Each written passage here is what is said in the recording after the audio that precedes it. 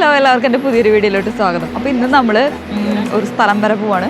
ക്ലോപ്പൻബർഗ് എന്ന് പറഞ്ഞ സ്ഥലത്തിൻ്റെ പേര്. അപ്പോൾ ഞാൻ ഇവിടെ ഒരു ചേച്ചീനെ വെയിറ്റ് ചെയ്ത് നിൽക്കുകയാണ്. അതുപോലെ തന്നെ ട്രെയിനും വെയിറ്റ് ചെയ്ത് നിൽക്കുക. നമുക്ക് സമയമുണ്ട്. നമുക്ക് എന്തായാലും അവിടെ പോയിട്ട് അവിടുത്തെ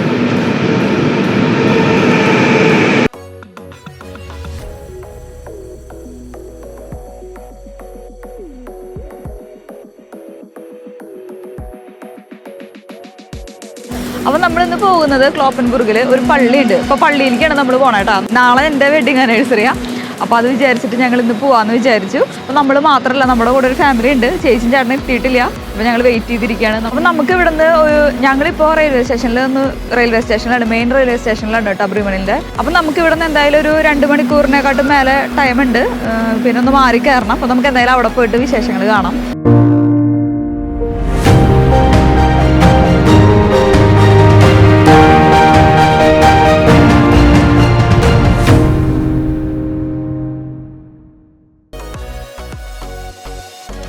അപ്പോൾ അതേ ചേച്ചീനും ചേട്ടനാണ് നമ്മൾ വെയിറ്റ് ചെയ്തുകൊണ്ടിരിക്കുന്നുണ്ടായിരുന്നത്. അപ്പോൾ അവരും വന്നു, ട്രെയിനും വന്നു. അപ്പോൾ നമ്മൾ വേഗം കയറി ട്രെയിനിൽ സീറ്റ് പിടിച്ചു. നല്ല തിരക്കായിരുന്നു.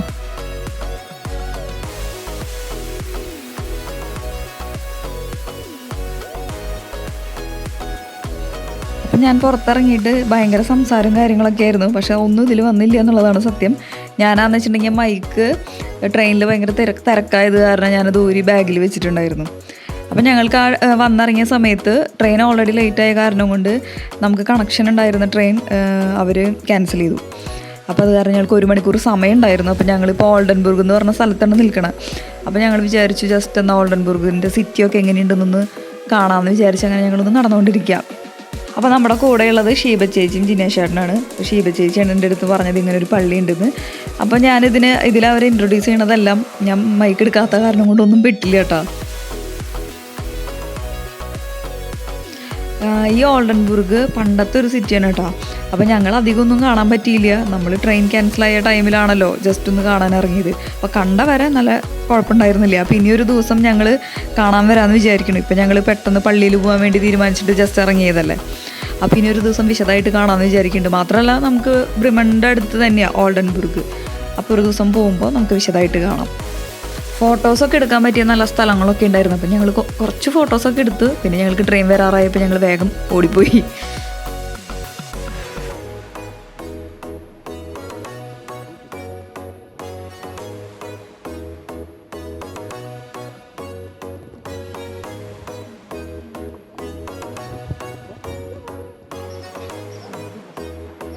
നമ്മളങ്ങനെ ഇവിടെ ക്ലോപ്പൻബർഗിലെത്തി.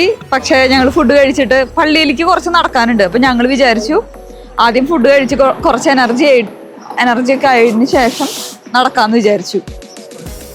അപ്പം ആദ്യം ഭക്ഷണം കഴിക്കാനുള്ള സ്ഥലം അന്വേഷിച്ചുകൊണ്ട് നടക്കാം. ഇവിടെ ഭയങ്കര റെസ്റ്റോറൻ്റ് ആയാലും ഒക്കെ ഭയങ്കര കുറവാണ്. വളരെ ഭയങ്കര വില്ലേജ് ആട്ടാ. അത് കാരണം നമ്മൾ കുറേ നേരം അന്വേഷിച്ചിട്ടും നമുക്ക് ഇതുവരെ നല്ലൊരു റെസ്റ്റോറൻറ്റ് കിട്ടിയിട്ടില്ല. പിന്നെ എന്തെങ്കിലും ബർഗറോ പിസ്സയോ എന്തെങ്കിലും കിട്ടിയത് കഴിക്കാമെന്ന് വിചാരിച്ച് നടന്നുകൊണ്ടിരിക്കുകയാണ്. ഇതാണ് ക്ലോപ്പൻബർഗിലത്തെ സിറ്റി. അപ്പോൾ നമ്മളങ്ങനെ ലാസ്റ്റ് ഒരു വേസ്റ്റിൻ്റെ അതിലിട് ഇവിടെ കേട്ടോ. അപ്പോൾ ഞങ്ങളങ്ങനെ ലാസ്റ്റ് ഒരു ഗ്രീക്കിഷ് ഇറ്റാലിയനിഷ് എന്തോ ഒരു റെസ്റ്റോറൻറ്റ് കണ്ടുപിടിച്ച് കയറാമെന്ന് വിചാരിച്ചു. ഇത് മാത്രമേ ഉള്ളൂ ഇവിടെ, വേറെ ഒന്നും കാണാനില്ല.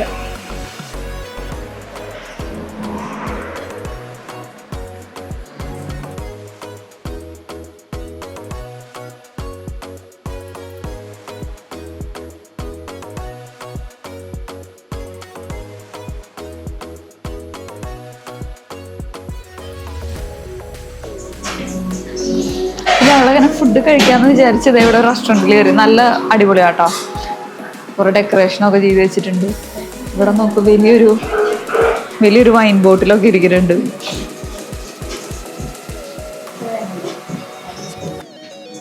ഊസോ ഇവിടെ ഒരു ക്ലോക്ക് നോക്കി, നമ്മുടെ വെറൈറ്റി.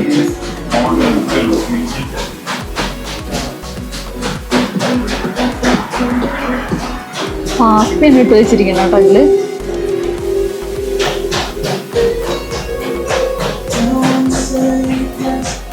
ആപ്പിളൊക്കെ ഉപ്പിലിട്ട് വെച്ചിട്ടുണ്ട്. ആപ്പിളൊക്കെ വിനാഗിരിയിലാന്ന് തോന്നിട്ട് വെച്ചിരിക്കണ പല വെറൈറ്റി.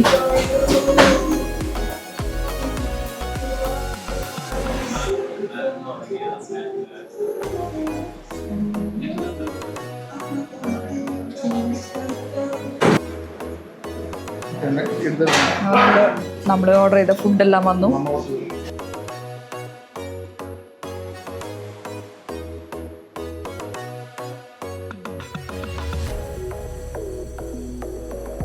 ഇപ്പം ഞങ്ങൾ ഫുഡൊക്കെ കഴിച്ചിറങ്ങി.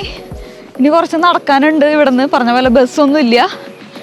3 കിലോമീറ്റർ നടക്കണം. വഴി തെറ്റിയട കൂടെ ഇന്ന് ചെറുതായിട്ട്. അപ്പോൾ ഇവിടെയൊക്കെ നോക്കിയാൽ നല്ല വീടുകളൊക്കെ ഉണ്ട് നടക്കുന്ന വഴിയിൽ. ഒരു 2 കിലോമീറ്റർ നടന്നു നമ്മൾ ഉണ്ടല്ലേ. ഇപ്പോൾ 2 കിലോമീറ്ററൊക്കെ ഞങ്ങൾ നടന്നു.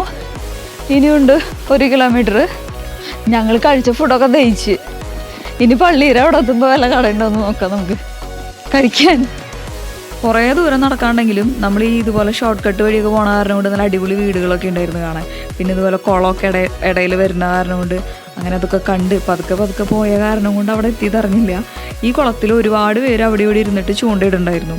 ഞങ്ങൾ പോകുമ്പോൾ കറക്റ്റ് ഉച്ച സമയത്താണ് ഞങ്ങൾ പോയത്. 1:30 സമയത്തൊക്കെയാണ് പോയത് അങ്ങോട്ട് പോകുമ്പോൾ. തിരിച്ച് വരുമ്പോൾ 5 മണിയായിട്ട് ഈ വഴി തന്നെ തിരിച്ചു വന്നേ. അപ്പോഴും ആ ചൂണ്ടയിട്ടിരിക്കുന്നവർ അവിടെ തന്നെ ഇരിക്കുന്നുണ്ടായിരുന്നു. ഒരു മീൻ പോലും ഞങ്ങൾ അവരുടെ അടുത്ത് കണ്ടില്ല കേട്ടോ.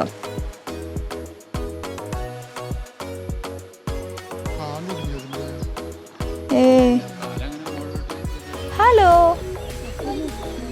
ഹലോ, നമുക്ക് കാണാൻ വേണ്ടി വന്ന് നിന്നതാന്ന് തോന്നുന്നു. ആ പോസ് ചെയ്യണോടാ. ഞാനിവിടെ ഇരിക്കട്ടെ ഇതിൻ്റെ അടുത്ത്. എൻ്റെ അമ്മേ, എന്തേലും തിന്നാൻ കിട്ടുന്ന വെച്ചിട്ടായിരിക്കോ?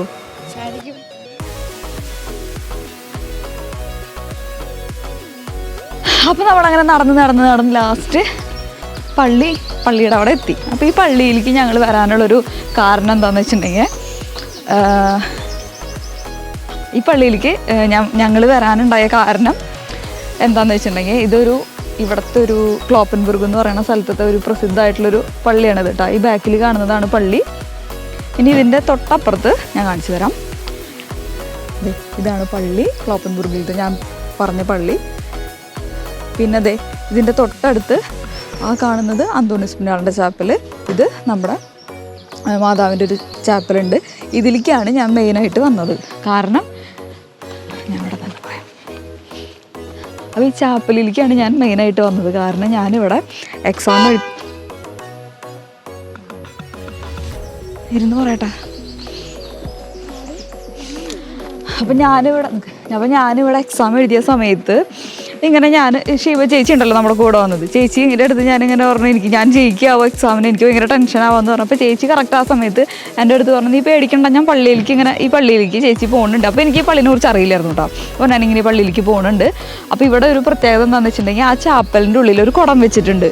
ആ കുടത്തിൻ്റെ ഉള്ളിൽ നമ്മുടെ പ്രാർത്ഥനകളൊക്കെ എഴുതിയിടുക എന്ന് വെച്ചിട്ടുണ്ടെങ്കിൽ അത് സാധിക്കും. മാതാവിൻ്റെ അടുത്ത് നമ്മുടെ കാര്യങ്ങളൊക്കെ എഴുതി ഒരു പേപ്പറിൽ എഴുതി നമ്മുടെ ആവശ്യങ്ങളും പ്രാർത്ഥനകളൊക്കെ എഴുതിയിടുക എന്ന് വെച്ചിട്ടുണ്ടെങ്കിൽ അത് സാധിക്കുമെന്നൊരു വിശ്വാസമുണ്ട് ഇവിടെ. അപ്പോൾ ചേച്ചി എനിക്ക് വേണ്ടി എഴുതിയിട്ടിട്ട് ഇടാമെന്ന് പറഞ്ഞിട്ടുണ്ടായിരുന്നു. അങ്ങനെ ഇട്ടു.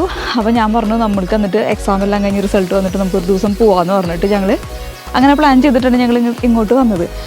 അപ്പം നമ്മളിങ്ങനെ ഇവിടെ പ്രാർത്ഥന എഴുതിയിടുമെന്ന് പറഞ്ഞല്ലോ. അപ്പം മാസത്തിൽ ഒരു ബുധനാഴ്ച ഈ വലിയ നമ്മുടെ പള്ളിയിലത്തെ പ്രാർത്ഥന ഉണ്ടല്ലോ, കുർബാന കഴിഞ്ഞതിന് ശേഷം അച്ഛൻ ഈ ചാപ്പലിലത്തെ കുടത്തിലത്തെ പ്രാർത്ഥനകളൊക്കെ ഈ ചാപ്പലിൻ്റെ തന്നെ ഫ്രണ്ടിൽ വെച്ചിട്ട് കത്തിക്കും. അപ്പോൾ അത് നേരെ ആ പ്രാർത്ഥനകളെല്ലാം സ്വർഗത്തിലേക്ക് പോകും, മാതാവ് കേൾക്കും എന്നാണ് ഇതിൻ്റെ ഒരു വിശ്വാസം. അപ്പോൾ ഇതിങ്ങനെ കേട്ടിരുന്നപ്പോൾ എനിക്ക് ഇവിടേക്ക് വരണമെന്ന് ആഗ്രഹം ഉണ്ടായിരുന്നു. അപ്പോൾ അങ്ങനെയാണ് ഞങ്ങൾ ഇവിടേക്ക് വന്നത് കേട്ടോ. ഞാൻ എന്തായാലും ഉള്ളിൽ പോയിട്ട് പ്രാർത്ഥിക്കട്ടെ, നമുക്ക് കാണാം. അപ്പം നമുക്ക് ആദ്യം തന്നെ ചാപ്പലിലേക്ക് പോവാം. ഇതാണ് ആ ചാപ്പല്.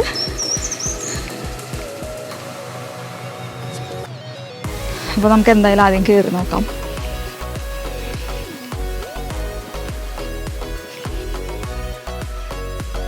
ഇത് കാണുമ്പോൾ ഒരു ചെറിയൊരു ചാപ്പലാണ്, പക്ഷേ ഇത് ഞാൻ പറഞ്ഞല്ലോ, ഇതൊരു ഭയങ്കര പണ്ടേ ഉള്ള ഭയങ്കര പ്രസിദ്ധമായിട്ടുള്ളൊരു പള്ളിയാണ്.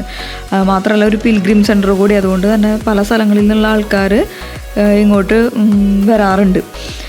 അപ്പോൾ ഒരുപാട് പേര് വരാറുണ്ട്, ഒരുപാട് പേർക്ക് ഇതിൽ വിശ്വാസമുണ്ട്. അങ്ങനെയാണ് ഞങ്ങളിവിടെ ഇത് അറിഞ്ഞപ്പോൾ എത്തിപ്പെടണത് കേട്ടോ. അപ്പോൾ കാണുന്ന നീല കളറിൽ കാണുന്ന കുടത്തിലാണ് നമ്മുടെ പ്രാർത്ഥനകളും ആവശ്യങ്ങളെല്ലാം നമ്മൾ ഇടുക.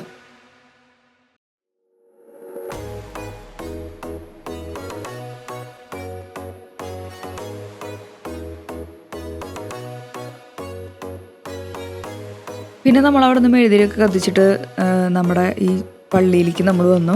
ഇത് കാണുമ്പോൾ ചെറിയൊരു പള്ളിയായിട്ട് തോന്നും, പക്ഷെ ഇത് ബസിലിക്കയാണ്. അതുകൊണ്ടാണ് ഇതിലേക്ക് എല്ലാവരും വരുന്നത്. പിന്നെ ഈ പള്ളിയുടെ താഴെയായിട്ട് ഒരു ആരാധന ഏരിയ ഉണ്ട്. അപ്പോൾ അവിടെ നമുക്ക് സമാധാനപരമായിട്ടിരുന്ന് പ്രാർത്ഥിക്കാൻ പറ്റും. പിന്നെ ഈ ഒരു ആരാധന ഏരിയയ്ക്ക് ഒരു പ്രത്യേകത എന്താണെന്ന് വെച്ചിട്ടുണ്ടെങ്കിൽ, പിന്നെ ഈ റൂമിൻ്റെ ചുമരുകളിൽ ഒരു പ്രത്യേകതയുണ്ട്. അവിടെ ഒരുപാട് പേരുകൾ എഴുതി വെച്ചിരിക്കണം നമുക്ക് കാണാൻ പറ്റും. അത് ഈ വേൾഡ് വാറിൻ്റെ സമയത്ത്, ഫസ്റ്റും സെക്കൻഡും വേൾഡ് വാറിൻ്റെ സമയത്ത് ആ യുദ്ധത്തിൽ മരിച്ചുപോയ ആൾക്കാരും അതുപോലെ കാണാതായ ആൾക്കാരൊക്കെ ഉണ്ടല്ലോ, അവരുടെയൊക്കെ പേരുകളാണ് ഇതിലെഴുതി വെച്ചിരിക്കുന്നത്. കുറേ പേരുകൾ എഴുതി വെച്ചിട്ടുണ്ട് കേട്ടോ.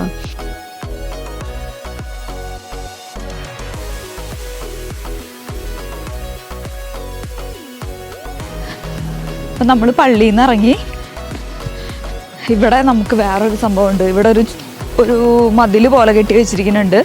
ആ മതിലിൽ ഇവിടെ വേൾഡ് വാർ ഉണ്ടായ സമയത്ത് ഫസ്റ്റിലും സെക്കൻഡിലും മരിച്ചുപോയ ആൾക്കാരും അതുപോലെ കാണാതായ, യുദ്ധത്തിന് പോയിട്ട് കാണാതായ ആൾക്കാരൊക്കെ ഉണ്ടല്ലോ, അവരുടെയൊക്കെ പേരെഴുതിയിട്ട് പള്ളിയുടെ ഉള്ളിൽ നമ്മൾ കണ്ടില്ലേ താഴെ, അതുപോലെ തന്നെ കുറച്ച് പേരുടെ പേരൊക്കെ എഴുതിയിട്ട് ഇവിടെ മതിലിൽ വെച്ചിട്ടുണ്ട്.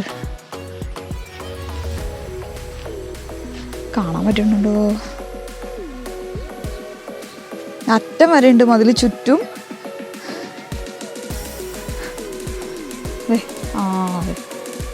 ഇവിടെ ഇങ്ങനെ കുറേ അറ്റം വരെ എഴുതി വെച്ചിട്ടുണ്ട്. ഓരോ ഈ സിറ്റിയിലുള്ളതും അതുപോലെ ഈ പരിസര പ്രദേശങ്ങളിലുള്ള ആൾക്കാരുടെ പേരാണ് കേട്ടോ ഈ മതിലുള്ളത്. നമ്മൾ ഉള്ളിൽ കണ്ടത്, പള്ളിയുടെ ആ ഉള്ളിൽ കണ്ടത്, ഇവിടെ ഈ മൊത്തം ജർമ്മനി ഫുള്ള് യുദ്ധത്തിന് പോയിട്ട് കാണാണ്ടായതും മരിച്ചുപോയ ആൾക്കാരുടെയാണ് താഴെ കണ്ടത്.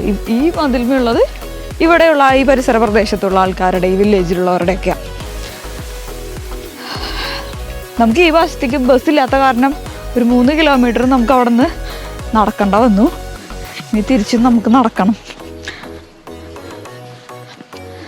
ഭയങ്കര കാമായിട്ടുള്ളൊരു പ്രദേശം കേട്ടോ, ആരുമില്ല.